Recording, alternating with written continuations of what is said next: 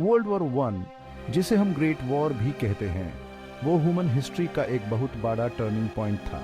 ये शुरू हुआ था जुलाई 28, 1914 को और चला नवंबर 11, 1918 तक। आईएसएस वॉर में दुनिया की कई बड़ी ताकतें शामिल थीं, जो अलीज और सेंट्रल पावर्स में बंटी हुई थीं।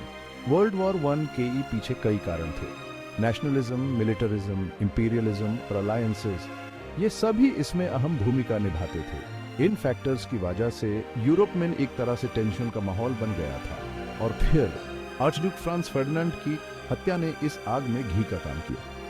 कंट्रीज ने अपनी आर्मीज को तैयार करना शुरू कर दिया और जल्द ही पूरा यूरोप युद्ध में डूब गया। आईएसएस वॉर में लड़ने के नए तरीके देखने को मिले, जैसे कि ट्रेंच वॉरफेयर और केमिकल वेपन्स। मॉडर्न हिस्ट्री को समझने के लिए वर्ल्ड वॉर वन के कारणों और घटनाओं को समझना बहुत जरूरी है।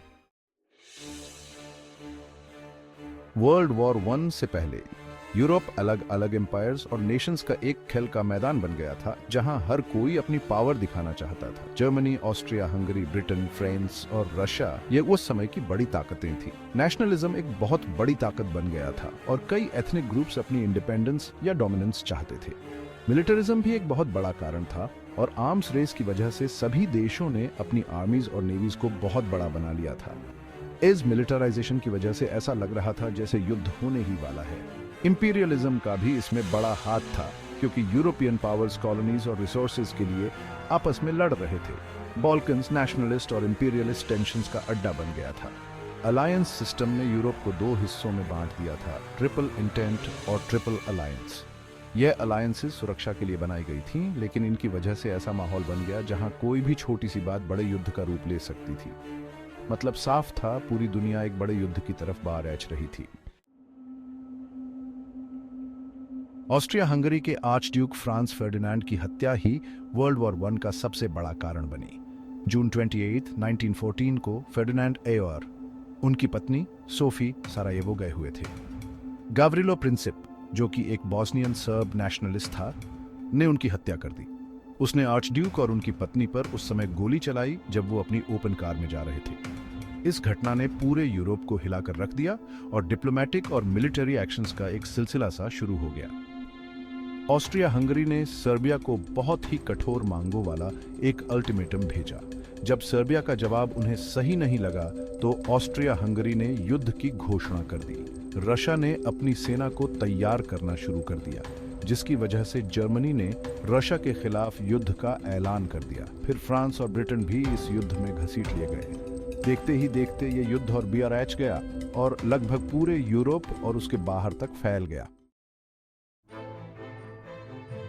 वर्ल्ड वॉर वन से पहले मिलिट्री अलायंसेस का बनना इस युद्ध के और भयानक होने का एक बहुत बड़ा कारण था। ट्रिपल अलायंस में जर्मनी, ऑस्ट्रिया हंगरी और इटली शामिल थे। उनके खिलाफ ट्रिपल एंटोंटे था, जो फ्रांस, रशिया और ब्रिटेन ने मिलकर बनाया था। जब ऑस्ट्रिया हंगरी ने सर्बिया पर हमला किया तो ये अलायंसेस सामने आ गई।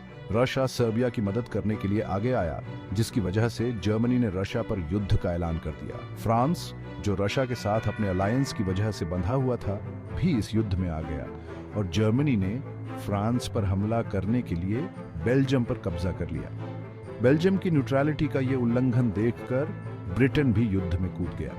इन अलायंसेस की वजह से एक छोटा सा झगड़ा एक बहुत बड़े युद्ध में तब्दील हो गया। दुनिया भर के देश अपने कॉलोनियल टाइज और दूसरे कमिटमेंट्स की वजह से इस युद्ध में घसीट लिए गए। इन अलायंसेस का मतलब था कि कोई भी देश आसानी से इस युद्ध से पीछे नहीं हट सकता था बिना किसी बड़े नुकसान के डर के। Section 5, the trench warfare. World war one की सबसे खतरनाक चीजों में से एक थी ट्रेंच वॉरफेयर। इस तरह की लड़ाई में सैनिक गहरी खाइयों यानी ट्रेंचेस में रहते थे और वहीं से लड़ाई करते थे। ट्रेंचेस में जिंदगी बहुत ही कठिन और खतरनाक थी। दुश्मन की गोलियों, तोपों के हमलों और जहरीली गैस के हमलों का खतरा हर समय बना रहता था। ट्रेंचेस में अक्सर कीचड़, पानी और चूहों का डेरा रहता था। बीमारियां और गंदगी होना आम बात थी, जिससे सैनिकों की परेशानी और बियाच जाती थी। दुश्मन के ट्रेंचेस के बीच के इलाके को नो मैन्स लैंड कहा जाता था और ये जगह मौत के कुएं से कम नहीं थी। नो मैन्स लैंड से होकर दुश्मन पर हमला करना बहुत ही खतरनाक होता था। जो सैनिक ट्रेंच वॉरफेयर से जिंदा बच निकले, उन पर इसका असर जिंदगी भर तक रहा। Section 6 the Russian withdrawal from the war. World war one से रशिया का हटना इस युद्ध का एक बहुत बड़ा टर्निंग पॉइंट था। आर्थिक तंगी, सेना की हार और राजनीतिक अस्थिरता की वजह से लोग बहुत दुखी थे। मार्च 1917 में फरवरी रेवोल्यूशन की वजह से त्सार निकोलस II को अपना पद छोड़ना पड़ा। नई सरकार ने युद्ध जारी रखने का फैसला किया, जो लोगों को बिल्कुल पसंद नहीं आया। अक्टूबर 1917 में व्लादिमीर लेनिन के नेतृत्व में बोल्शेविक्स ने सत्ता पर कब्जा कर लिया। लेनिन ने तुरंत ही जर्मनी के साथ बातचीत शुरू कर दी ताकि रशिया इस युद्ध से हट सके। मार्च 1918 में ट्रीटी ऑफ ब्रेस्ट लिटोव्स्क पर हस्ताक्षर हुए, जिससे रशिया का इस युद्ध में भाग लेना आधिकारिक तौर पर खत्म हो गया। रशिया के हटने से युद्ध की तस्वीर ही बदल गई। Section 7 the entry of the United states into the war. 1917 में यूनाइटेड स्टेट्स का वर्ल्ड वॉर वन में शामिल होना एक बहुत बड़ा मोड़ था। शुरुआत में यूनाइटेड स्टेट्स ने न्यूट्रलिटी की नीति अपनाई हुई थी। हालांकि जर्मनी द्वारा बिना रोक-टोक के सबमरीन वॉरफेयर और जिमरमान टेलीग्राम की घटना ने अमेरिका को इस युद्ध में शामिल होने पर मजबूर कर दिया। 1915 में लुसिटानिया जहाज के डूबने से अमेरिका बहुत गुस्से में था। 1917 में जर्मनी के द्वारा फिर से बिना रोक-टोक के सबमरीन वॉरफेयर शुरू करने से अमेरिका का गुस्सा और बीआरएच गया। जिमरमान टेलीग्राम में जर्मनी और मेक्सिको के बीच एक गुप्त सैन्य गठबंधन का प्रस्ताव था। अप्रैल 6, 1917 को यूनाइटेड स्टेट्स ने जर्मनी के खिलाफ युद्ध का ऐलान कर दिया। बड़ी संख्या में अमेरिकन सैनिक यूरोप पहुंचने लगे। अमेरिका के आने से एलाइज का पलड़ा भारी हो गया। Section 8 the treaty of Versailles. World war one को आधिकारिक तौर पर खत्म करने वाला ट्रीटी ऑफ वर्साई जून 28, 1919 को साइन हुआ। इस ट्रीटी में जर्मनी पर बहुत सख्त शर्तें लगाई गई थीं ताकि भविष्य में फिर कभी युद्ध न हो। इसकी एक मुख्य शर्त यह थी कि जर्मनी को इस युद्ध की पूरी जिम्मेदारी लेनी होगी। जर्मनी को अपनी जमीन का एक बड़ा हिस्सा देना पड़ा और बहुत बड़ा हर्जाना भी देना पड़ा। इस ट्रीटी की वजह से यूरोप के नक्शे में भी बहुत बदलाव हुए। ऑस्ट्रो हंगेरियन और ऑटोमन एम्पायर्स का अंत हो गया और कई नए देश बने। इंटरनेशनल कॉपरेशन को बढ़ावा देने के लिए लीग ऑफ नेशंस की स्थापना की गई। हालांकि ट्रीटी ऑफ वर्साई बहुत कंट्रोवर्शियल था और इसमें कई कमियां भी थीं। जर्मनी के बहुत से लोगों को ये ट्रीटी बहुत ज्यादा सख्त और अपमानजनक लगा, जिससे उनके मन में बदले की भावना पनपने लगी। Section 9 human and national losses. World war one की वजह से बहुत बड़ी संख्या में लोगों और देशों को नुकसान उठाना पड़ा। इस युद्ध में लगभग 10 मिलियन सैनिक और 7 मिलियन आम लोग मारे गए। लाखों लोग घायल हुए और उनमें से कई तो हमेशा के लिए अपंग हो गए। इस युद्ध की वजह से आम लोगों को भी बहुत तकलीफें झेलनी पड़ी और उन्हें अपना घर बार छोड़कर भागना पड़ा। पूरे के पूरे शहर और गांव तबाह हो गए। खासकर वेस्टर्न और ईस्टर्न फ्रंट्स के आसपास के इलाकों में लोग युद्ध क्षेत्रों से भागकर सुरक्षित जगहों पर जाने लगे। इस युद्ध का आर्थिक नुकसान भी बहुत बड़ा था। युद्ध में शामिल देशों पर कर्ज का बोझ बहुत बढ़ गया। देशों का सामाजिक ताना बाना भी प्रभावित हुआ और युद्ध से लौटे सैनिकों को आम जिंदगी में वापस आने में बहुत मुश्किलें आईं।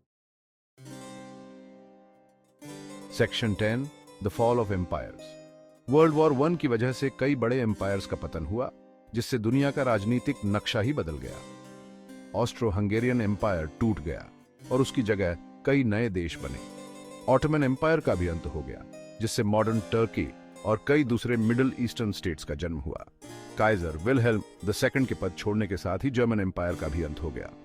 जर्मनी एक रिपब्लिक बन गया, जिसे वाइमर रिपब्लिक कहा गया।